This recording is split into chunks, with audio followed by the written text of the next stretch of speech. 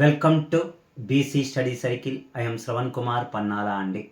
Okay, ఇది గతంలో అడిగినటువంటి మల్టిపుల్ చాయిస్ క్వశ్చన్.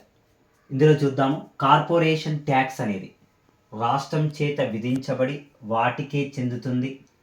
కేంద్రం చే విధించబడి రాష్ట్రాలు వసూలు చేసేటువంటి రాష్ట్రాలు వినియోగిస్తారు. కేంద్రము చే విధించబడి కేంద్రము రాష్ట్రాలు వసూలు చేసుకునేటువంటి పంచుకుంటాయి. కేంద్రం చే విధించబడి కేంద్రము వసూలు చేసి కేంద్రానికి చెందుతుంది.